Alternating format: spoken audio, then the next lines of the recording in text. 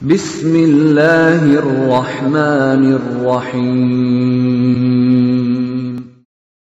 وَلْتَكُنْ مِنْكُمْ أُمَّةٌ يَدْعُونَ إِلَى الْخَيْرِ وَيَأْمُرُونَ بِالْمَعْرُوفِ وَيَنْهَوْنَ عَنِ الْمُنْكَرِ. Assalamualaikum warahmatullahi wabarakatuh. 3 fitnah. Fitnah itu salah satu maknanya ujian, cobaan. Alam kubur. Jadi di kubur itu Pak ada ujian. Siapkah memang jawabannya? Jadi kubur itu ada ujiannya. Jangan kita selalu mau lulus di dunia, tapi tidak pernah mempersiapkan kelulusan kita yang terbaik di alam kubur. Kaman itu SD, SMP, SMA, sudah 10 tahun memang lebih, selalu mau ujian lulus. S1, S2, S3, lebih memang juga 10 tahun. Separuh dari hidupnya hanya memikirkan lulus untuk dunia. Terus kapan pikirkan lulus untuk akhirat? Banyak orang Pak mau sekali hidupnya baik, tapi jarang yang pikirkan mau mati baik. Padahal kita baca ayat wal akhiratu khairu wa abqa, yang kekal itu nanti akhirat. Kalau di sini salah-salah, lama Pak kita rasakan. Wal akhiratu khairul laka minal ula, akhirat jauh lebih utama. Tapi prakteknya kita tidak memberi ruang untuk akhirat kita. Selalu sisa-sisa waktu, sisa-sisa uang, sisa-sisa tenaga.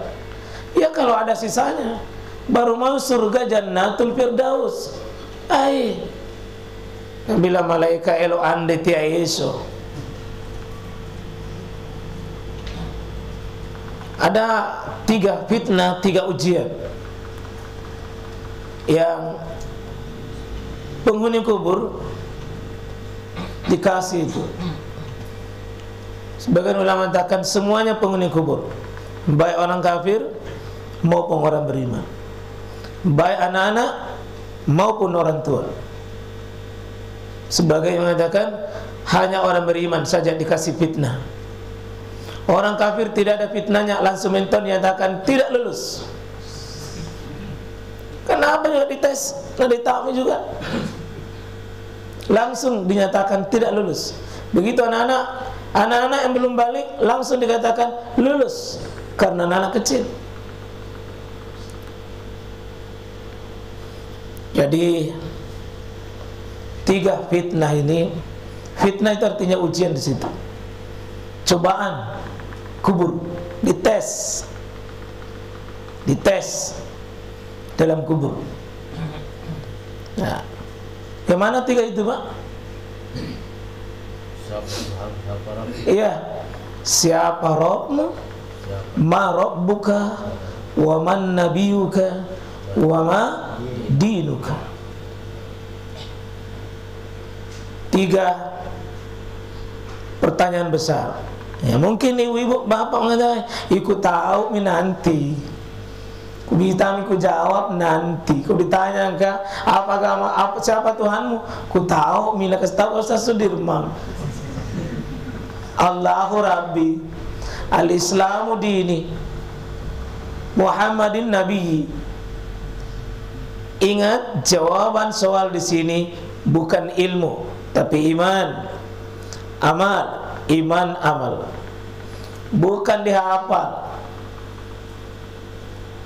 Kalau dihafal itu di dunia, kalau di akhirat bukan hafalan, pembuktian itu. Karena itu kita mulai bedah kemarin satu kecil, buku kitab kecil itu al-usulus salasah. Al-usul dari kata aslu, usul. Usul jama' dari kata aslu, usul. Salasa tiga, usul asal, pokok, inti. Salasa tiga. Oleh Syekh Muhammad bin Abdul Wahab, begitu mendalamnya ilmu beliau tentang tauhid, dibuat lagi satu buku khusus untuk membahas ini. Tiga ini: Rabbuka, Nabiyuka, Dinuka. Dibahas khusus. Nah, itu yang kita bahas kemarin di Moncong Loi Maros, pembahasan akidah tapi yang paling sederhana. Al-usul salasah. Ini tiga. Dalami tiga hal supaya bisa lulus dengan penuh penghayatan tiga hal itu. Kita doa kepada Allah, Pak, karena semuanya adalah taufiknya, hidayahnya. Kita tidak berdaya sedikit pun. Ya, kita berharap nanti lanjutan kajian itu. Tapi di mana ambil Syekh tentang al-usulus salasah? Itu dari hadis yang akan kita bedah sebentar. Kita lihat dulu pembukaannya. Nah,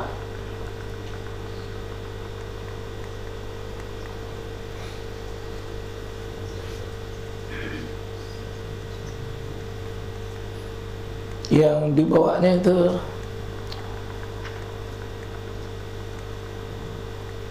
yang kita ketik tadi ini, yang terakhir.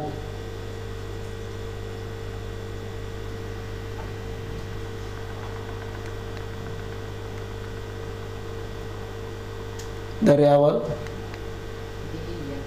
ini perkataan Utsman bin Affan ini. Utsman itu, Pak, menangis keras ketika beliau pergi melihat kuburan. Nangis menetes air matanya. Kata beliau ini, ma ra'aitu manzaran qattun. Tidak ada aku pernah melihat sesuatu yang paling mengerikan illa kecuali wal kabru afza'u min. Tidak ada lebih dahsyat pemandangan yang paling mengerikan dari semua pemandangan yang paling mengerikan melebihi kuburan.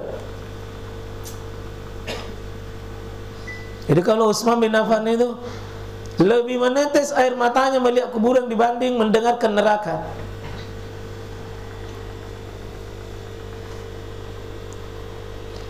Beliau memandang kuburan itu, Pak, dengan serius betul. Beliau mengatakan, ma ra'aitu manzaran. Tidak pernah saya melihat pemandangan manapun qattun yang afzahu minhu kecuali itu wal qabr. Kuburan itu paling mengerikan, Pak. Paling mengerikan. Paling mengerikan itu kuburan. Itu coba kita belajar bagaimana Utsman sudah dijamin ahli surga, sehingga disebutlah dia Zunnur Ain. Dia pemilik dua cahaya itu Utsman. Kenapa? Dua anaknya Nabi diperistri oleh Utsman bin Affan. Ini hebatnya. Jadi Utsman bin Affan baku apa dengan Nabi? Siapa menantu? Siapa mertua? Iya. Hebat itu Utsman, di dua kali jadi menantu dari Nabi. Dua kali menantu dari Nabi. Hebat ya? Mana itu bisa? Jangan dipraktekkan. Kecuali kalau meninggal satu, bisa diambil adiknya lagi.